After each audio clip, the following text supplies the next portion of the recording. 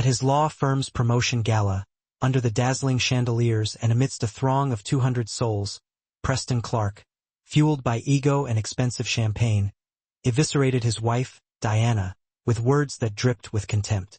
He called her a broke embarrassment, his voice echoing through the stunned silence. But fate, it seemed, had a wicked sense of humor.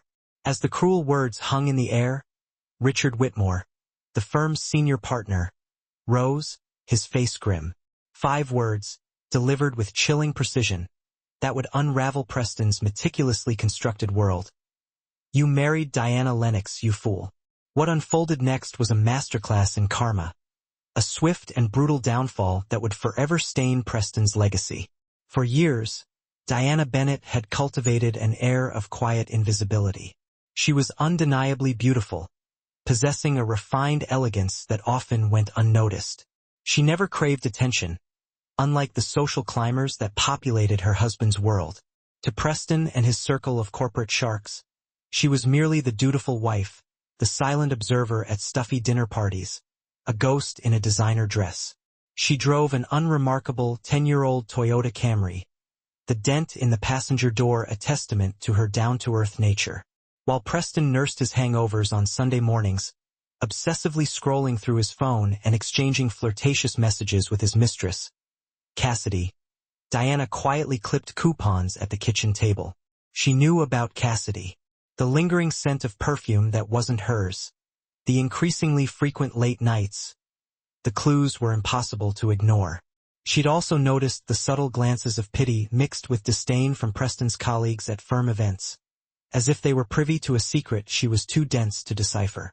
But Diana was far from stupid. She possessed a sharp intellect, honed by a Juris Doctor from Yale and an MBA from Harvard. 9 years ago, she had founded Lennox Capital Partners, a highly successful private equity firm. 2 years before fate had led her to Preston in a coffee shop, where he had swept her off her feet with his dazzling smile and boundless ambition. She remembered their third date, a cozy Italian restaurant in Brooklyn. Over plates of steaming pasta, she casually mentioned, "I run my own investment firm." Preston had chuckled, dismissing her statement with a condescending wave of his hand. "That's cute," he'd said. Like a side hustle. A wave of annoyance washed over her. She was about to correct him, to inform him that Lennox Capital managed hundreds of millions of dollars in assets. But something stopped her. Perhaps it was the way he'd already moved on, launching into a detailed account of his legal victories. Or maybe it was a fleeting curiosity to see how he would act if he believed she was just an ordinary woman. Maybe, just maybe, she was tired of men who were more interested in her bank account than her heart. So she allowed him to believe whatever he wanted.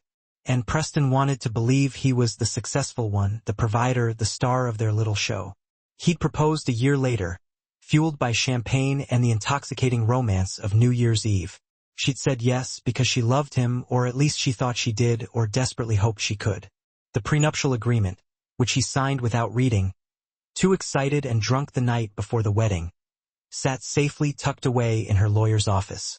5 years of marriage had laid bare the true character of Preston Clark when he believed his wife possessed nothing of value.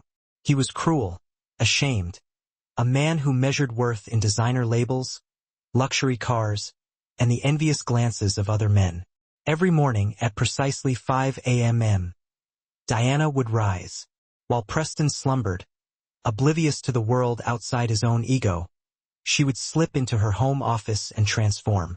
Diana Lennox, the founder and CEO of Lennox Capital Partners, a powerhouse managing $4.7 billion in assets. She'd take video calls with investors in Tokyo and London, review complex acquisition proposals, and approve deals that would make headlines in the Wall Street Journal. When she heard Preston stirring, she'd swiftly close her laptop, change into her thrift store jeans and a clearance rack sweater, and become Diana Bennett again, the invisible wife, the embarrassment. The promotion party was supposed to be Preston's triumph.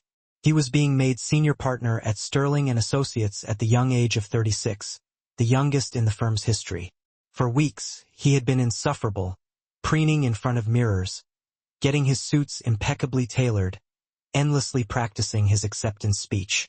Diana had patiently endured at least 7 different versions, each one more self-aggrandizing than the last. Not once did he thank her or even mention her name. When he finally deigned to inform her that she was required to attend, "Even though you'll probably embarrass me, it would look even worse if my wife wasn't there," she had simply nodded. That afternoon, while Preston was busy preparing, Diana stood in her walk-in closet, gazing at the clothes she never wore. Designer dresses with price tags still attached, Armani, Chanel, Valentino shoes that cost more than Preston's monthly car payment. She pushed them aside, selecting a simple, elegant black dress she'd bought at Nordstrom Rack 3 years ago. She styled her own hair, applied her own makeup, creating a look that was understated, yet sophisticated. She looked in the mirror and saw what Preston saw. Someone ordinary, forgettable, someone he was ashamed to claim. Before leaving, she made a phone call. "It's time," she said quietly. "I'll see you there." The party was in full swing at Romano's, an upscale Italian restaurant whose private room shimmered with the light of crystal chandeliers, shimmering ice sculptures, and a cascading champagne fountain. The room buzzed with expensive suits, dresses that cost more than monthly rent. It was Preston's world, a world where Diana had never quite fit, not because she couldn't afford it, but because she had deliberately chosen not to perform it. She spotted him immediately, Preston holding court near the bar, Cassidy clinging to his arm like a cheap accessory. Cassidy was a blaze of red, attention-grabbing red, and laughed far too loudly at everything Preston said. People swarmed around him, offering congratulations, basking in his glow. He radiated success, champagne, and the intoxicating drug of being admired. Something inside Diana cracked, but she held her gaze steady. Someone else was watching, too. Richard Whitmore, the senior partner who had hired Preston 7 years ago, stood near the windows, his phone pressed to his ear. When Diana entered, his eyes widened in recognition, genuine recognition, the kind that sees through disguises. His face paled slightly. He spoke urgently into the phone, then hung up and began to stride purposefully across the room toward her. But he was too late. Preston had already seen her. "Oh, look," Preston announced, his voice laced with alcohol and cruelty. "My wife finally showed up. Did the bus run late?" The laughter that followed was forced and uncomfortable, the kind people make when they know they are witnessing something they shouldn't, but don't know how to stop it. Diana walked toward him, her heels clicking against the marble floor. Every eye in the room followed her. She saw the judgment, the pity, the contempt.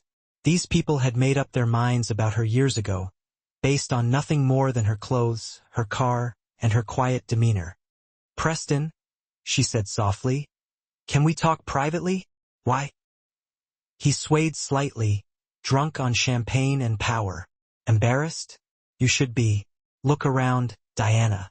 See all these successful people? Their spouses are doctors, CEOs, entrepreneurs. And what are you? A woman who sits at home all day doing what exactly?" Cassidy, visibly uncomfortable, touched his arm. "Preston, don't be mean." But Preston was beyond reason. 5 years of resentment, of shame, of feeling like he had married down, came pouring out in a torrent of cruelty. "No, she needs to hear this. I've carried you for 5 years. Financially, socially, you've contributed nothing. You're dead weight. The only reason I haven't divorced you is because I felt sorry for you." The room had fallen silent. Even the waiters had stopped moving. Richard Whitmore was pushing through the crowd, his face etched with concern, but he wasn't fast enough. Preston, fueled by the shock and attention, was on a roll. "You all want to know the truth?" He addressed the room like he was giving closing arguments. "I married down, way down. She came from nothing. Government housing in Atlanta. I thought I could mold her into a proper lawyer's wife. But you can't make a silk purse from a sow's ear, right?" The racist undertones were blatant, an ugly truth spoken plainly for everyone to hear. Diana stood perfectly still. Tears welled in her eyes, but she refused to let them fall. Her back was straight, her chin held high. She had endured worse than this. Poverty, discrimination, doors slammed in her face because of her skin color and her gender. But this hurt in a different way because she had once loved him, once believed in him, and had given him 5 years to truly see her. But he had been looking right through her the entire time. "Are you finished?" Her voice was soft, but steady. "No, I'm not. I want a divorce. Cassidy and I are together. Everyone knows it anyway. You can have the Toyota and that sad little emergency fund you think I don't know about. Consider yourself lucky. No one else would want you. Broke. Uneducated trash pretending to be—" "Stop talking now." Richard Whitmore's voice cut through the room like a gunshot. He had finally reached them, his face red, his hands shaking. Preston turned, annoyed at the interruption to his moment of truth-telling. "Richard, I'm just being honest. Everyone's been too polite to say it. But do you have any idea who you just humiliated in front of this entire room?" Preston blinked. "My wife, soon-to-be ex-wife. Your wife is Diana Lennox." Richard said the name like a prayer, like an incantation, like speaking the true name of God. The room gasped, actually gasped, like something out of a movie. Other senior partners rose from their tables, their faces pale with disbelief. A federal judge near the back put his hand over his mouth. Someone dropped their champagne glass and it shattered on the floor, but no one noticed. Preston laughed, but it sounded uncertain. Clears throat. "What? Her maiden name is Lennox." "Yes. But what is that Diana Lennox?" "As in Lennox Capital Partners, as in the $4.7 billion private equity firm, as in the woman who owns this law firm, Preston. She's our largest investor. She owns 60% of Sterling and Associates." The words hung in the air like unexploded bombs. Preston's face went white, then red, then white again. He looked at Diana, really looked at her for perhaps the first time in 5 years, searching for signs that this was a joke, a mistake, a misunderstanding. But Diana's face was composed, quiet, and in her eyes was something he had never seen before. Power that no longer needed to hide. "That's impossible," Preston stammered. "Diana doesn't work. She's home all day. She clips coupons. She drives a... She works from home because she runs a global investment firm."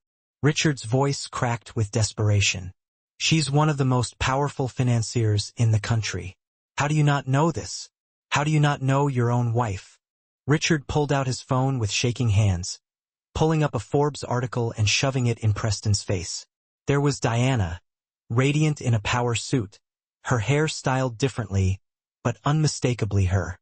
The headline read, "Diana Lennox, the billionaire you've never heard of, and that's exactly how she wants it." Preston's hands trembled as he tried to zoom in, to make sense of what he was seeing.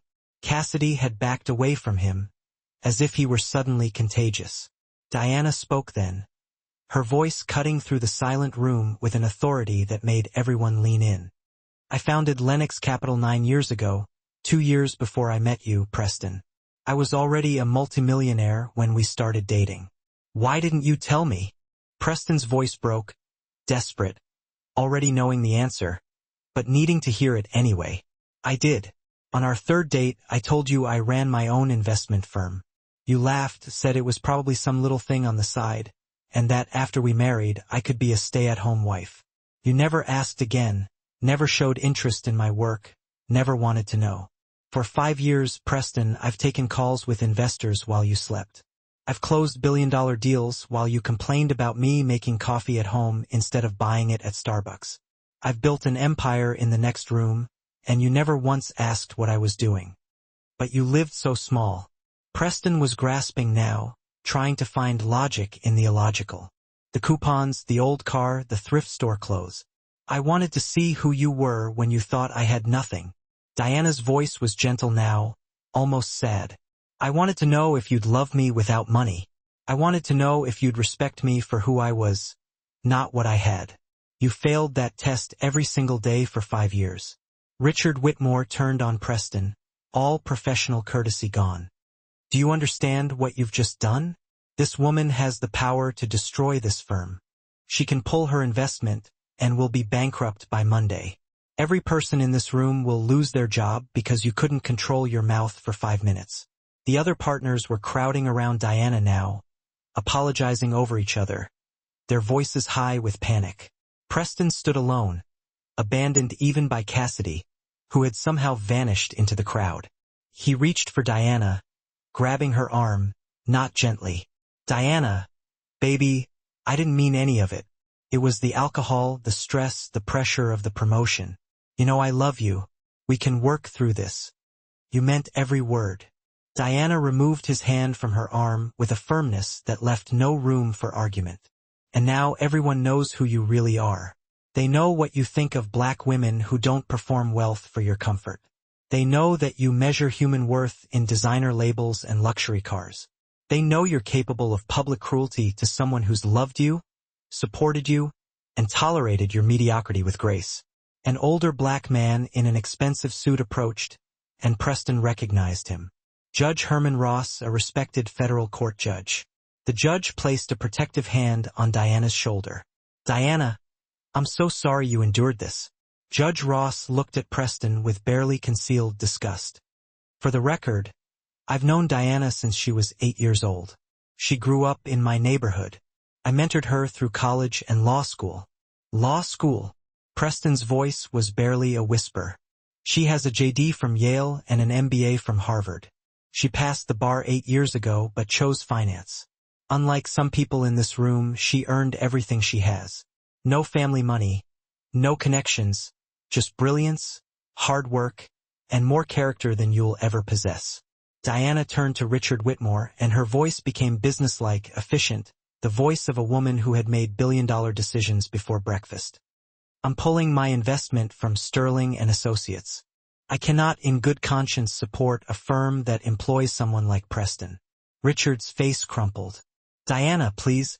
There are innocent people here, people with families, mortgages. I'll give the other partners 60 days to buy out my shares or find new investment. That's more than generous. But Mr. Clark will be terminated immediately. Those are my terms. Non-negotiable." Richard didn't even hesitate. He turned to Preston, and 20 years of mentorship evaporated in an instant. "You're fired. Clear your office tonight. Security will escort you."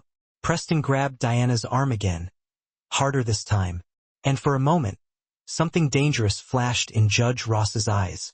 But Diana handled it herself, removing her wedding ring and placing it deliberately on the table between them. "My lawyers will contact you about divorce proceedings. Since you were so concerned about what you'd get in the settlement, you'll receive exactly what the prenuptial agreement states. Nothing. Because yes, Preston, we have a prenup. You signed it while drunk the night before our wedding. You never read it.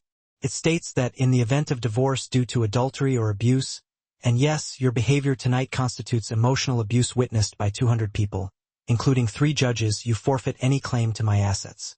You'll leave this marriage with exactly what you brought into it. I'll fight this."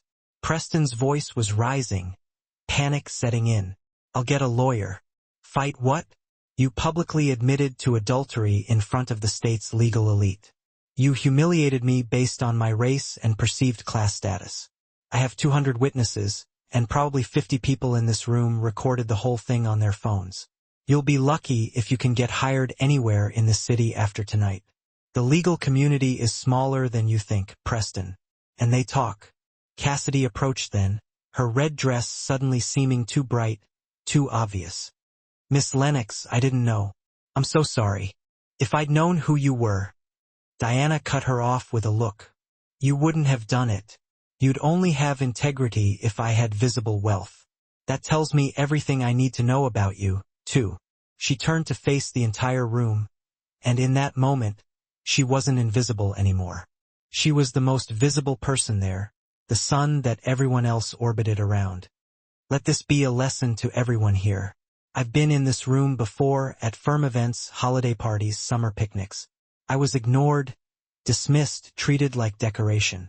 Some of you laughed at Preston's jokes about me. You judged me by my car and my clothes and the fact that I didn't perform wealth for your comfort. Not one person in this room in 5 years asked me what I did or who I was beyond being Preston's wife. You saw a black woman in simple clothes and assumed I was less than. You saw someone who didn't play your status games and decided I didn't matter. Well, I matter, and I always did. Your inability to see that says everything about you, and nothing about me. The room was dead silent. People couldn't meet her eyes. Judge Ross offered his arm, and Diana took it with grace. They walked toward the exit, her head high, her steps measured and certain. She didn't look back at Preston, didn't give him the satisfaction of a final glance. The door closed behind her, and only then did the room erupt into chaos. Voices talking over each other, phones being pulled out, the story already spreading like wildfire. Preston collapsed into a chair, his head in his hands, his promotion forgotten, his career ended, his marriage destroyed, everything he had worked for gone in the space of 15 minutes because he couldn't see what was right in front of him, because he measured worth in all the wrong ways, because he was exactly the kind of man who would fail a test he didn't even know he was taking. 6 months later, Preston was working as a contract attorney from a cramped studio apartment in Queens, taking whatever cases he could get. No reputable firm would hire him after the video went viral. And yes, someone had recorded the whole thing, and yes, it had garnered over 5 million views on YouTube. Diana's face was everywhere. Bloomberg, Forbes, the Wall Street Journal. She had launched a new initiative providing capital to underestimated entrepreneurs, with a specific focus on Black women and other minorities. She had testified before Congress. She was engaged to a tech entrepreneur who had known exactly who she was from day one and loved her for it. Preston saw her once by accident on a street corner in Manhattan. She was laughing with her fiancé, radiating a joy he'd never witnessed during their marriage. She saw him, and her smile faded for just a moment. She gave him a small nod.